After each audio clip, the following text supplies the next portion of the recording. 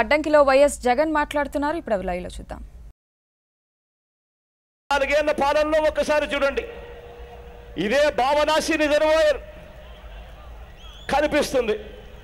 ఆ దివంగత నేత ప్రీతమ నాయకుడు రాజశేఖర రెడ్డి గారి హయాంలో, నాన్నగారి హయాంలో ఆ ప్రాజెక్టుకు సంబంధించి దాదాపుగా 170 ప్రాజెక్టులను కోట్లతో ఆ ప్రాజెక్టు పూర్తి చేయాలని, ఆ ప్రాజెక్టును రిజర్వాయర్గా మార్చాలని ఆ దివంగత నేత అప్పట్లోనే భూసేకరణ కూడా పూర్తి చేశారు. చేసిన తర్వాత ఆ దివంగత నేత మన మధ్య నుంచి వెళ్ళిపోయాడు, చనిపోయాడు. చనిపోయిన తర్వాత ఇవాళకి 4 సంవత్సరాల చంద్రబాబు నాయుడు గారి పాలన చూసాం. ఇంతవరకు కనీసం ఆ ప్రాజెక్టు ఉంది అన్న సంగతి కూడా చంద్రబాబు నాయుడు గారికి తెలుసా అని అడుగుతా ఉన్నా నేను. పట్టించుకునే నాతుడు లేడు, అడిగే పరిస్థితి లేదు. ఏదైనా కూడా ఇవాళ చంద్రబాబు నాయుడు గారి పాలనలో ఏదైనా చెబితే అది దున్నపోతు దగ్గరికి వెళ్ళి శంఖమూదినట్టుగా ఉందే తప్ప పలికే పరిస్థితి ఎక్కడా కనిపించడం లేదు. ఇవాళ నిజంగా ఇటువంటి చంద్రబాబు నాయుడు గారి పాలన చూసినప్పుడు 4 సంవత్సరాలుగా ఇదే చంద్రబాబు నాయుడు గారి పాలనలో ఏం జరుగుతూ ఉందో మీరంతా చూశారు. ఈ 4 సంవత్సరాల కాలంలో ఈ చంద్రబాబు నాయుడు గారి పాలన చూశారు కాబట్టి మిమ్మల్ని అడుగుతా ఉన్నా. సంవత్సరంలో ఎన్నికలు వస్తాయని ఇదే పెద్ద మనిషి చెప్తా ఉన్నాడు. మరి 4 సంవత్సరాల ఈ పాలన, చంద్రబాబు నాయుడు గారి పాలన ఎలా జరిగింది? ఈ పాలనలో నేను మిమ్మల్ని అందరినీ కూడా అడుగుతా ఉన్నా. ఈ 4 సంవత్సరాల ఈ చంద్రబాబు నాయుడు గారి పాలన చూశాం కాబట్టి, సంవత్సరంలో ఎన్నికలు జరగబోతా ఉన్నాయి కాబట్టి మనందరం కూడా ఒక్కసారి మన గుండెల మీద చేతులు వేసుకొని ఆలోచన చేయమని అడుగుతా ఉన్నా. ఈ 4 సంవత్సరాల చంద్రబాబు నాయుడు గారి పాలనలో మనం సంతోషంగా ఉన్నామా లేదా అని ఒక్కసారి ఆలోచన చేయమని అడుగుతా ఉన్నా. నేను మిమ్మల్ని అందరినీ కూడా ఆలోచన చేయవలసిన అవసరం ఉంది. ఎందుకంటే 4 సంవత్సరాలు ఈ పాలనను చూసాం. ఇదే పెద్ద మనిషి 4 సంవత్సరాల కిందట ముఖ్యమంత్రి కావడం కోసం ఈయన చెప్పిన మాటలు ఏ మేరకు నెరవేర్చాడు అన్నది కూడా ఒక్కసారి అడగాలి, ఆలోచన చేసుకోవాలి. ఈ పెద్ద మనిషి చంద్రబాబు నాయుడు గారి పాలనలో ఇవాళ నేను మిమ్మల్ని అందరినీ కూడా ఒకటి అడుగుతా ఉన్నా. ఇదే పెద్ద మనిషి చంద్రబాబు నాయుడు గారి పాలనలో మీ అందరికీ బైకులు ఉన్నాయి కదన్నా? బైకులు ఉన్నాయి కదా? బైకులు ఉన్నాయి కదన్నా? బైకులు ఉన్నాయి కదన్నా? బైకులు ఉన్నాయి కదన్నా?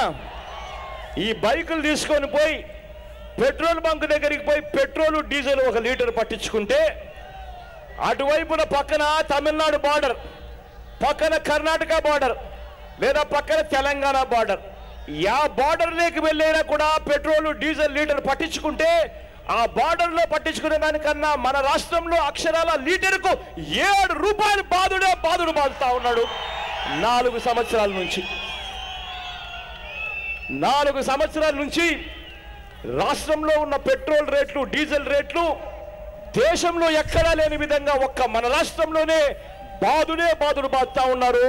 ఎక్కడా లేని రేట్లు మన రాష్ట్రంలోనే కనిపిస్తా ఉన్నాయి. ఇదే పెద్ద మనిషి 4 సంవత్సరాల పాలనలో, 4 సంవత్సరాల కిందట ఈ పెద్ద మనిషి మైకు పట్టుకొని అన్న మాటలు కరెంటు ఛార్జీలు షాక్ కొడతా ఉన్నాయట. ఈ పెద్ద మనిషి 4 సంవత్సరాల కిందట అన్నాడు, కరెంటు ఛార్జీలు షాక్ కొడతా ఉన్నాయి, అధికారంలోకి వస్తానే కరెంటు ఛార్జీలు తగ్గిస్తాను అని అన్నాడు. అన్నాడా లేదా అమ్మా? అన్నాడా లేదా అన్నా? అన్నాడా లేదా అన్నా? అన్నాడా లేదా అన్నా? అన్నాడా లేదా అన్నా? అన్నాడా లేదా?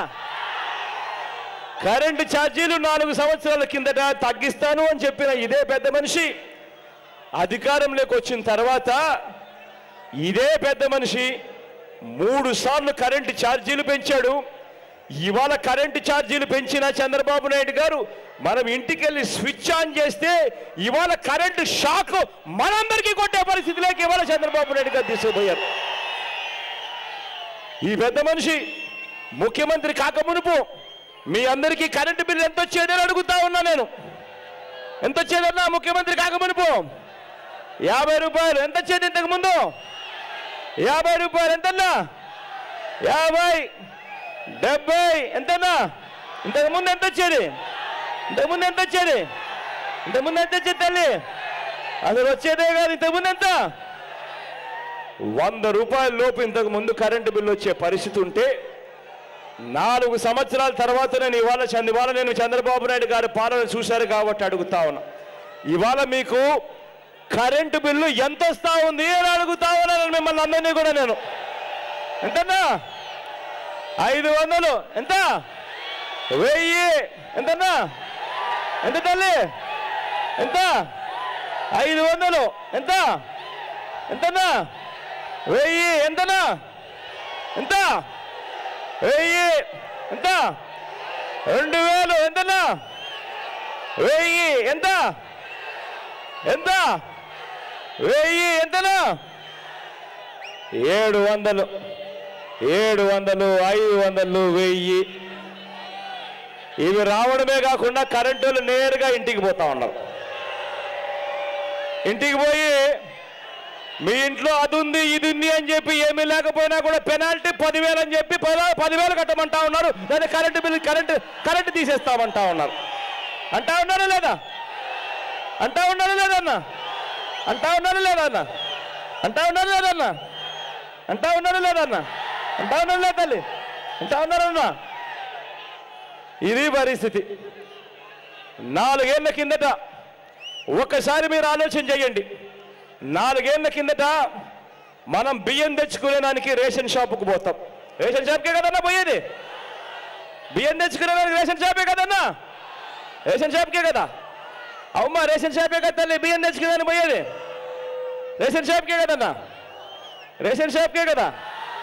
రేషన్ షాప్కే కదన్నా? 4 ఏళ్ల కిందట రేషన్ షాపుకు మనం పోతే బియ్యం తెచ్చుకునేదానికి ఆ రేషన్ షాపులో మనకు బియ్యంతో పాటు ఏమేమి దొరికేటివి? బియ్యం దొరికేదా? బియ్యంతో పాటు చక్కెర దొరికేదా? చక్కెరతో పాటు కందిపప్పు దొరికేదా? కందిపప్పుతో పాటు పామాయిల్ దొరికేదా? పామాయిల్తో పాటు గోధుమ పిండి దొరికేదా? గోధుమ పిండితో పాటు గోధుమలు దొరికేటివా? గోధుమలతో పాటు కారం పప్పు దొరికేదా? దాంతోపాటు పసుపు దొరికేదా? దాంతోపాటు ఉప్పు దొరికేదా? ఉప్పుతో పాటు చింతపండు దొరికేదా? చింతపండుతో పాటు కిరోసిన్ దొరికేదే కాదా? దొరికేదే కాదా అన్న? దొరికేటివే కదా? ఇవన్నీ కూడా నీట్గా ప్యాక్ చేసి 185 రూపాయలకే మన చేతిలో పెట్టేవాళ్ళు. అవునా కదా? అవునా కదా అన్న? అవునా కదా అన్న? అవునా కదా తల్లి? అవునా కదా తల్లి? అవునా కదా అన్న? నీట్గా ప్యాక్ చేసి 185 రూపాయలకే మన చేతుల్లో పెట్టేవారు. ఇవాళ నేను 4 సంవత్సరాల చంద్రబాబు నాయుడు గారి పాలన చూశారు కాబట్టి నేను అడుగుతా ఉన్నా, ఇవాళ మీరు రేషన్ షాపుకు పోతే మీకు బియ్యం తప్ప ఏమైనా దొరుకుతా ఉందా అని అడుగుతా ఉన్నాను మిమ్మల్ని అందరినీ కూడా నేను.